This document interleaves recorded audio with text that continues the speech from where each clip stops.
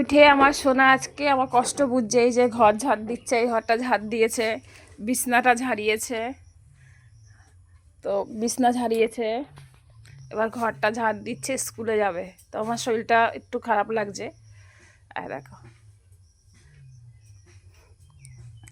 আর সোনাকে দিয়ে ছোট্ট ছোট্ট কাজগুলো শেখাই, কারণ ও শেখাই এই জন্যই, ছোট হলেও শেখাই এই জন্য যে ও নিজেরটা নিজে করতে অনেক সময় পারবে, যদি আবার কখনো শরীর খারাপ হয়। কারণ আমরা ঘরে বাইরে তিনজন, ও দিদুন গেছে একটু ঘুরতে, মাকে একটু ঘুরতে পাঠিয়েছি, জ্যাঠার বাড়িতে গেছে, পিসি বাড়িতে।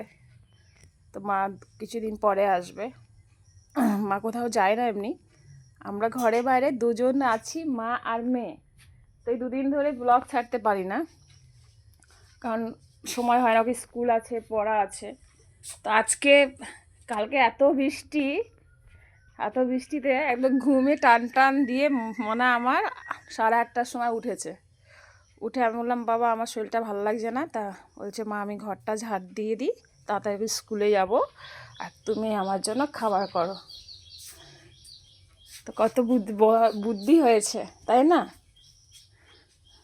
আসলে শেষে ধার দাও, আমি কেমন করি দেখো। নোংরা থাকে না যেন। এই তো ঠাকুর ঘরে এখানটায় দেবে, এটা দিয়ে দেবে, আমি যেভাবে করি সেভাবে করবে। তো টাটা সবাইকে, ভালো থেকো সবাই। এই জোর খাবার করছি, দুধটা একটু গরম দিয়েছি, একটু গ্লাভস খেয়ে যাবে।